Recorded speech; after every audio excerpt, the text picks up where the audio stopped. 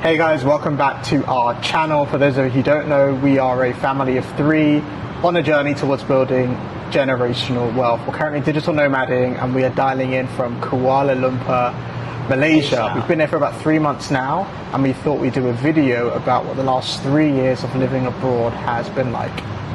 So the first part that we're going to talk about is how we decide on our location. People always ask us, where are you guys now? And I love that because if you know me, you know I love traveling. So asking me where I am right now is like, okay, I'm still living the dream. But also, we have to be extremely practical. We are parents, and we've said we're a family of three, and that changes things. I think when we were traveling, when we didn't have a hardy, it was much more straightforward. Yeah. Even small things like just getting an Airbnb and having to get a 2-bed versus a 1-bed, the price difference is significant. It hurts the pocket. It stacks up, and there's certain things that we look for when we look for a location to move to next. We started off as very nomadic, being a married couple who had a lot of flexibility. We walked into parenthood and became expats in the UAE, and then we're now kind of going back into like a nomadic lifestyle again. So let's talk about a few ways in which we think about location. The first thing is weather. So we, if you know us by now, avoid bad weather like a plague. I think people underestimate like the value of being somewhere hot and what just the sun, having the sun around does for you and your energy and like your willingness to work and just get stuff done. It makes such a big difference. Yeah, so we definitely avoid bad weather. I mean, we were actually going to go to Thailand next week and I was like, do you know what though? That being said, sometimes it does feel good to have some rain, especially when, you know, we were in Dubai for 2 and a bit years and it was just the same thing over and over and over again, which I know it sounds privileged and whatnot, but you do kind of miss rain. When we went back to the UK, I really enjoyed, and we got off the flight and I just felt like the frost, because we landed in Feb, Jan, it was kind of cold back then. It was raining, it was cold, and it just felt nice, it felt refreshing. It felt like a glass of cold water. And this is the thing about traveling as a family, right? You have to find the balance that works for everyone in the family. For me, it was not fun to go back to cold weather, and I would prefer that when we go back to the UK, it's summer. But Jay also like appreciates the cold weather, and so we have to kind of find that balance. And that's why places like Kuala Lumpur and places around, even Lumpur Uganda, has like no balance. Uganda was quite amazing in terms of weather and just having the balance. It was. So one thing we think about is weather. The next thing is time zones. So Jay works for a UK company, and that affects, I think, a lot of our family's routine and how everything functions. So in Dubai, we were 4 hours ahead of the UK when the UK was on GMT, and then we were 3 hours ahead of the UK when the UK was on BST. Fun fact, the UK is on BST for like 8 months out of the year and only on GMT for about 4 months. And only remote workers who are British need to know that. Just a fun fact. I randomly came across that. But anyway, so right now in Malaysia, I'm 7 hours ahead of the UK, and I thought that would be a problem, but I think I enjoy it more than the 3 or 4 hours I was ahead of the UK and the UAE, because I feel like when you're 3 or 4 hours ahead of the UK, you don't necessarily get, you might get a lie-in, but you don't get the benefit of feeling like you're ahead, because you start work at 1 p.m, which might be when you're just getting into your day, and then boom, you have to start work. Whereas now, I start work at quote-unquote 4 p.m. or 3 p.m, which gives me enough time for me to not just have a lie-in, I don't really have one, but go to the gym, do my own personal work, and then after that, get my day job done. Whereas in the UAE, I'd wake up, I might go to the gym, come back, and then I have to go straight into work immediately, and then I finish work at about, 8 p.m. or 9 p.m, but by that point I'm too tired for me to do my own personal stuff. So I kind of like the idea of being 7 hours ahead. I don't know how I feel about being behind the UK. I think that would be a bit more difficult, because we were looking at some South American countries as well, because they've got some good citizenship and remote work options, like Uruguay.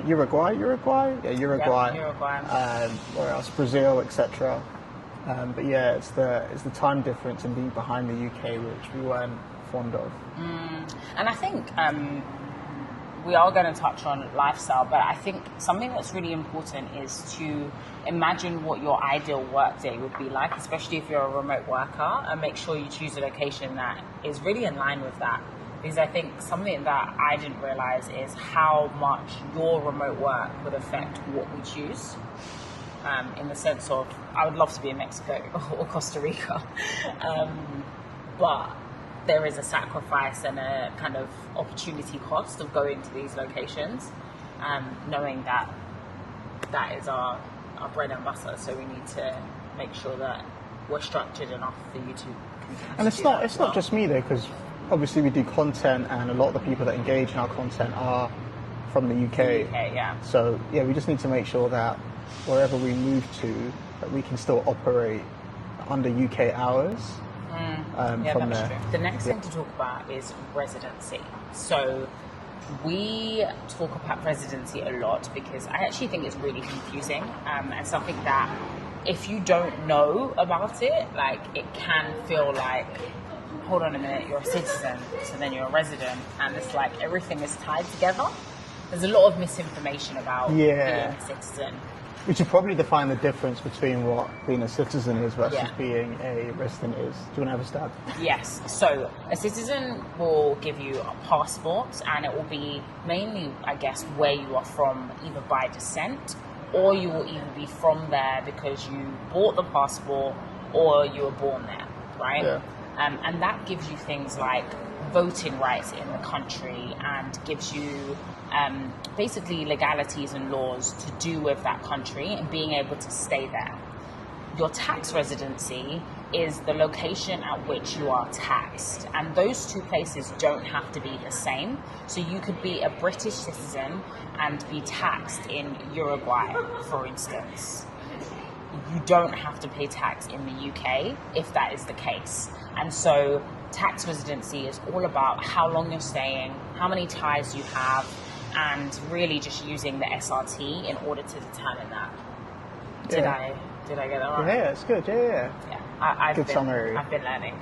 So, yeah, the main thing to understand with that is knowing that a lot of people who have a certain amount of wealth want to optimize for the place at which they are a tax resident, and want to make sure that it is in a tax-friendly location and jurisdiction so that they can base either themselves or their business there.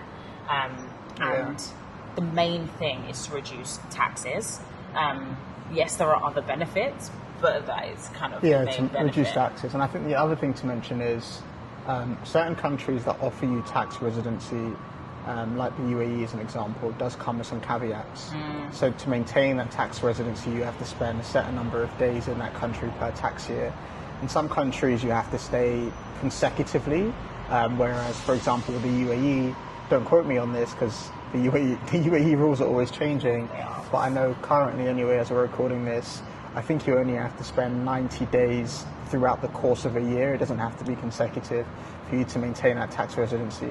And so that already, if you are a UAE resident, cordons off at least 90 days of your year, which means you have to be in the UAE.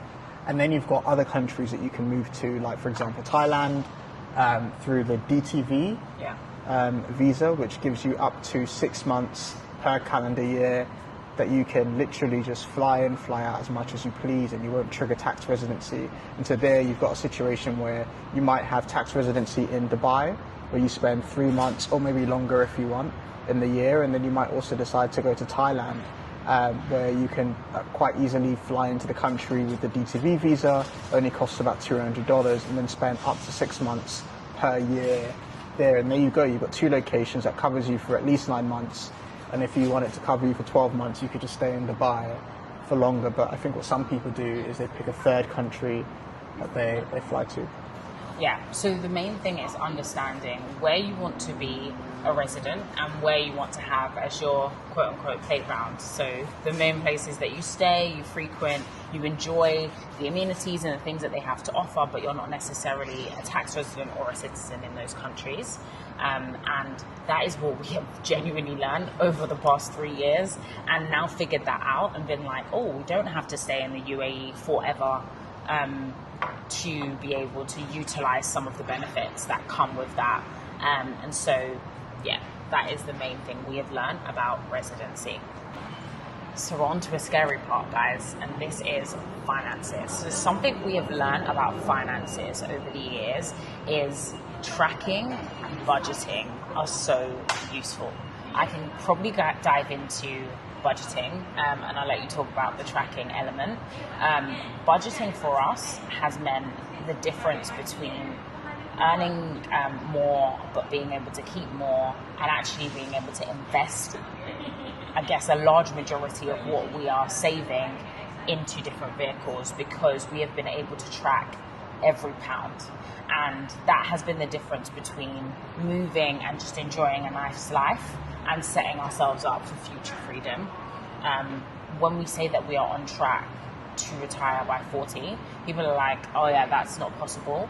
It is more than possible if you move with a plan and you start as you need to go on. And that is genuinely what we have done. We didn't move and started like spending all the money that we had previously. It's quite easy to, like, when you're somewhere hot, you kind of get this feeling that you're on holiday. Yeah.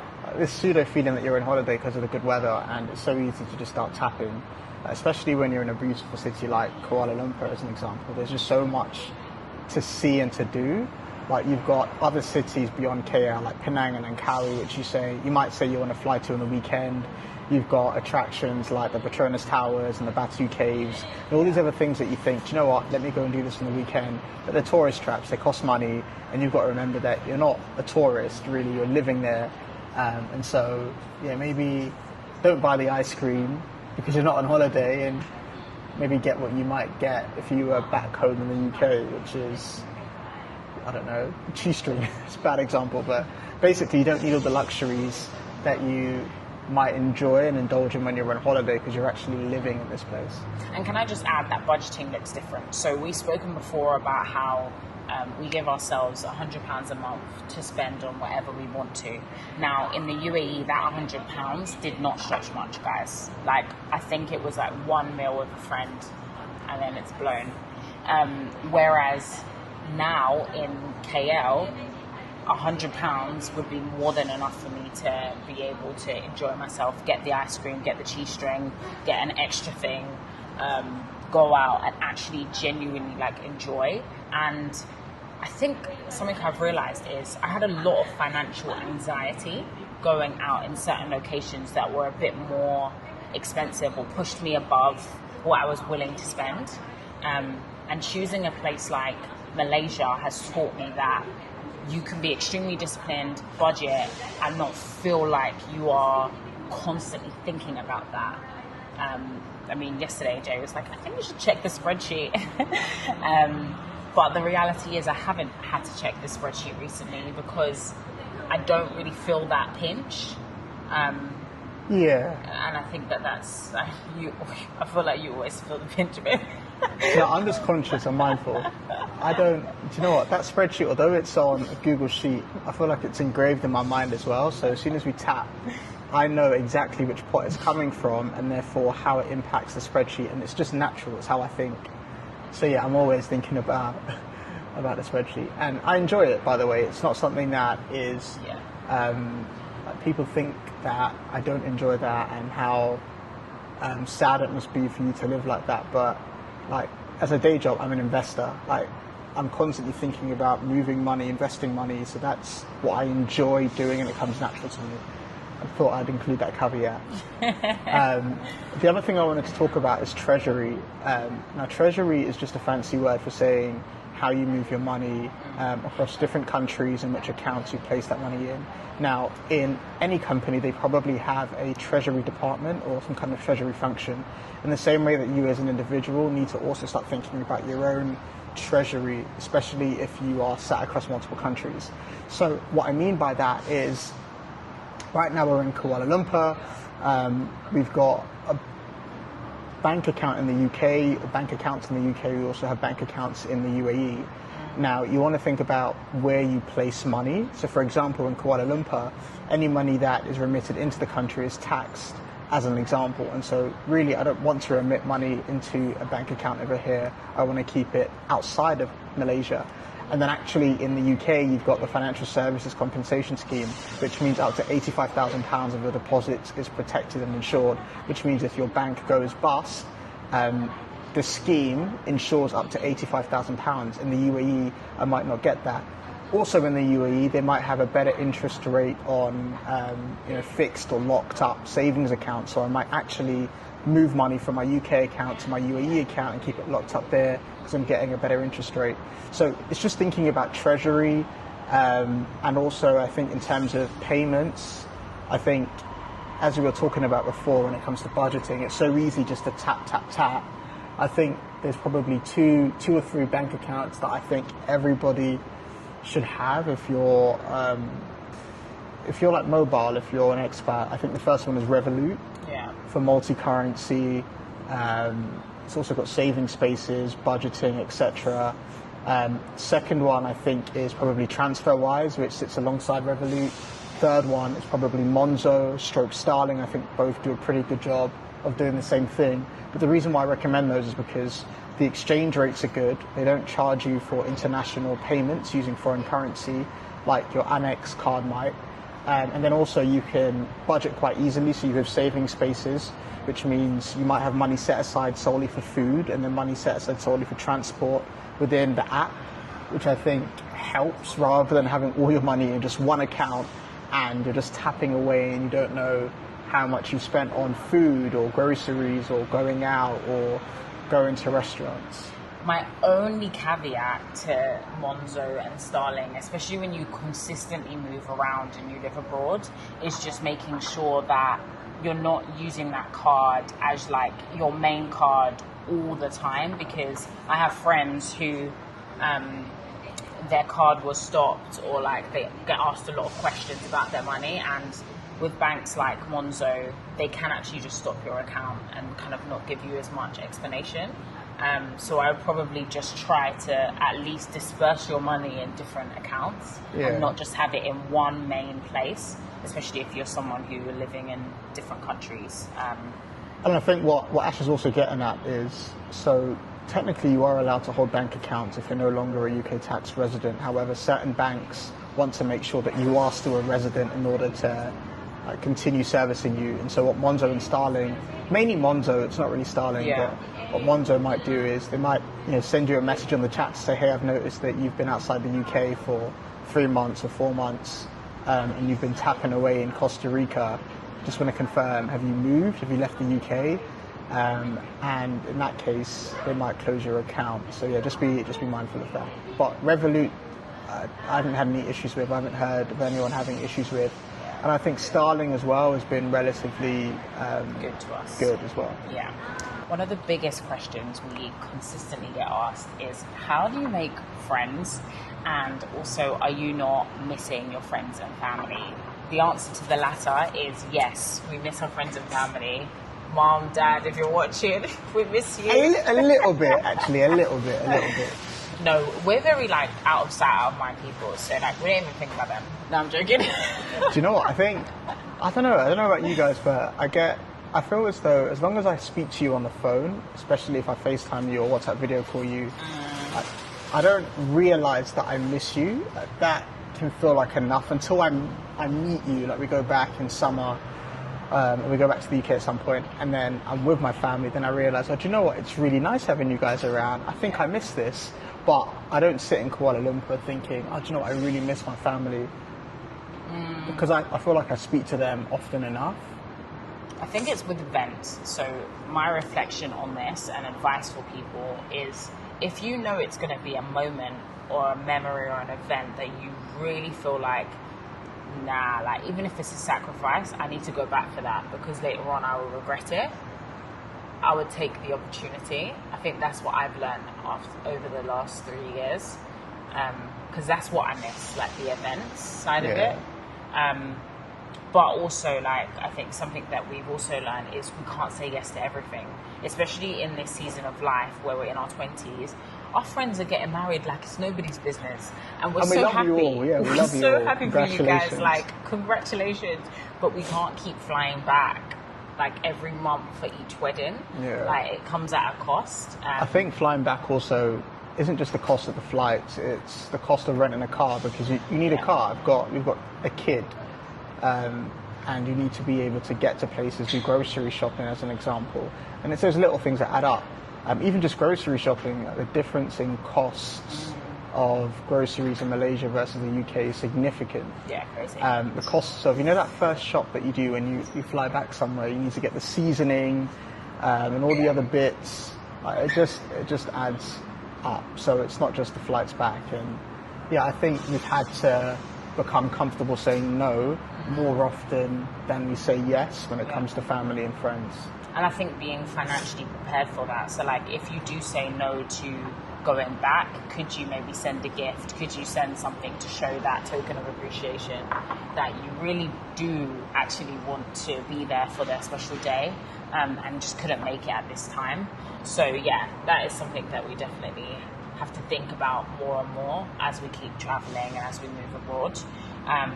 The next thing I would say is making community in the place that you're in. One of the biggest things that we have used is group chats. So in Dubai, WhatsApp groups were kind of big, and they still are. And that is the main place where you hear about what's going on, like what is actually happening, what parents are doing. I think Kuala Lumpur's been a bit different though in Malaysia. Yeah, that's what I was going to say. It's been a bit harder to find people. Yeah, I feel like KL feels a bit like if I lived in London, in the sense of... What do you mean by that? I don't feel like you automatically make friends in London because you plot yourself in London. I feel like you make friends in London because you have to push yourself and like join a community, or like join a run club, or like join something, like push yourself out there. Whereas I feel like in the UAE, I genuinely would go downstairs, guys, and make a friend. Like, it would be so easily. I think with KL, I think you get expats in KL, but you get different kinds of expats. Yeah. And that's something that I think has become more obvious to us since we've been in KL. So an expat in KL, as an example, could be someone that is from China. It could be someone that's from India, Nepal. Whereas in the UAE, you generally had more like European expats or US expats. And I think there's a very big difference in connecting with European and Western expats compared to like Eastern expats, as an example. And I think we've not struggled, but it's been a bit harder. It's been harder to find groups of people that we just get along with. And also, there's a significant language barrier. Like, for a lot of expats that I've met, they actually speak their mother tongue, which is fine, but like, they actually speak it all the time. Yeah. So even if I was like trying to make friends, it's not that they can't speak English, but their preferred mother tongue would probably be what they would converse with their friends with. Yeah, that's true. So, I do see that. Cultures are different as well. And even though we can like learn about new cultures, and we definitely do, especially because our daughter is now at school where we meet different parents from different places, and I'm learning so much. There is definitely still a distinction, and I definitely feel that distance between what I am used to and what they're used to. And being honest with you guys, after the last 3 years, I would say that is one of the main reasons why I probably think long and hard about maybe moving to KL long term. Just thinking about how community could be fostered. Yeah. But KL is great for a season, and we're enjoying it right now. And we also recognise that it's great for now. It might not be forever. But for now, it does a pretty good job. How are we able to, I guess, just be our own unit? Because really, like, we are our community as well. You have to make sure you love. You have to make sure you love the person that you're married to. Like, honestly, you have to be. You really have to be friends with the person you're married to. And when you travel, you you realize whether you really get on with the person, Yes. or whether you don't, because you're just always together. Like even now, Ash has got a subscription to this co-working space that I'm at, where before, like in the mornings I'd go to the gym, come back, and then we'd spend some time together, and then I'd go to the office, and there was like the separation.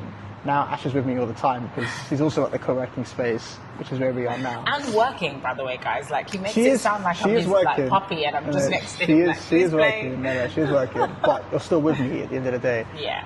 So now I really only have the gym in the mornings, which I can go to, and it's just me. Yeah. So yeah, the point is anyway, make sure that you really like the person that you're with.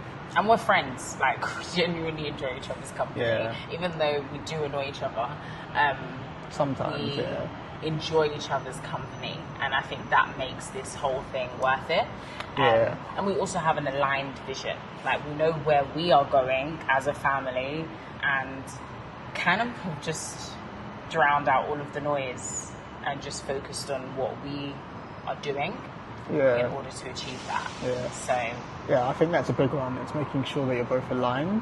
Yeah. And you have a shared vision for something, because you can be friends and you can laugh together, but you can also work together as well, and you're supporting each other in working towards whatever that vision is that you guys have as a family. So yeah. Right, so the last one is kids, Yes. kids, which I think we're learning as we go along. Yeah, definitely. I guess what advice would you give people? Gosh, do you know what? I think we said before about like really enjoying the person that you're with.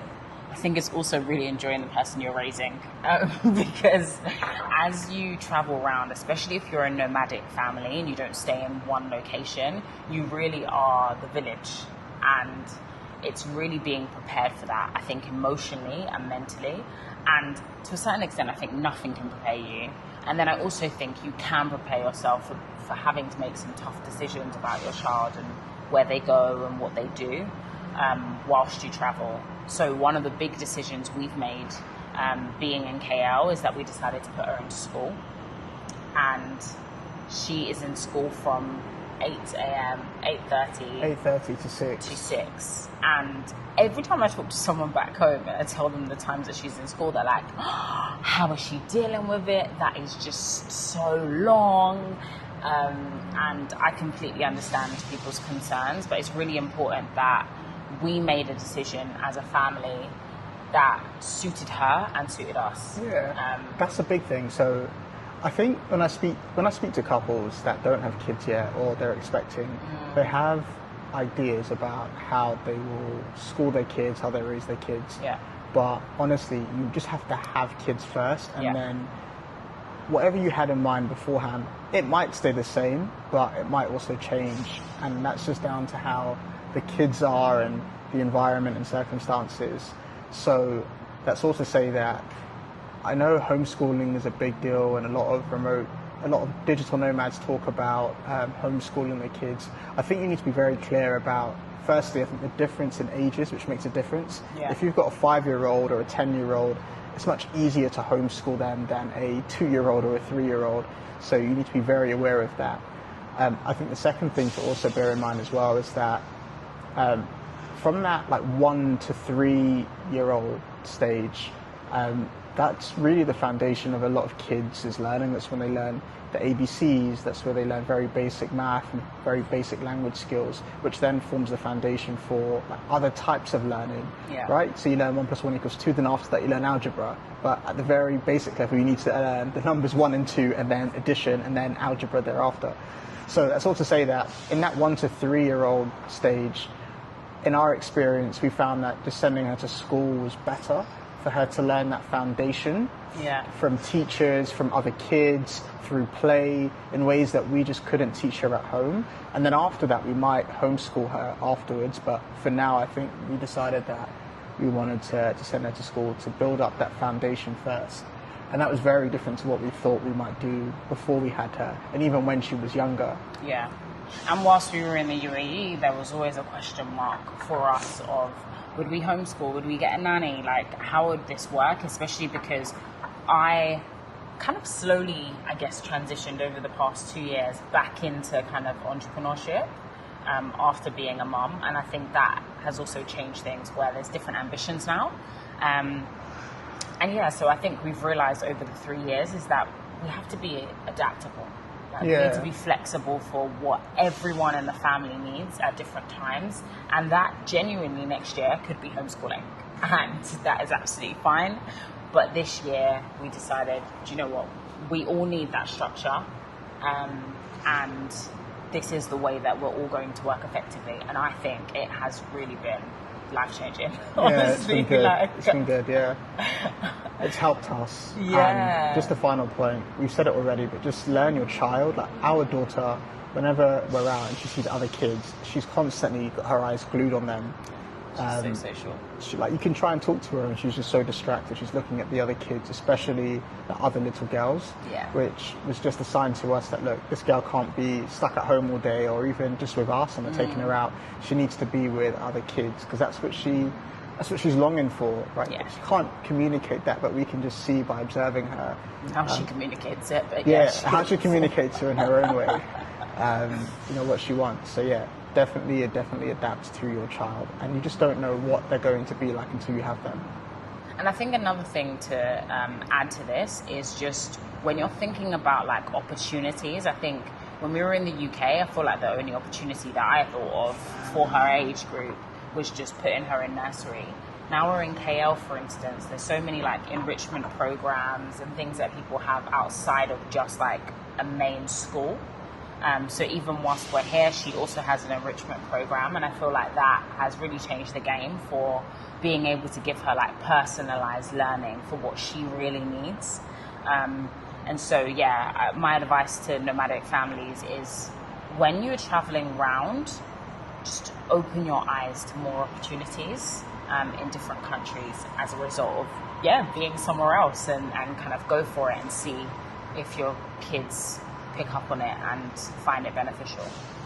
So there you have it, guys. Those are some of the things that we've learned after traveling for more than 3 years now across the world, and some things that I hope that you guys can take on, maybe some lessons, but also some mistakes for you guys to avoid, which we made along the journey. If you guys enjoyed the content, please like, subscribe and comment, and let us know which other videos you'd like us to make as well. See you soon. Bye bye.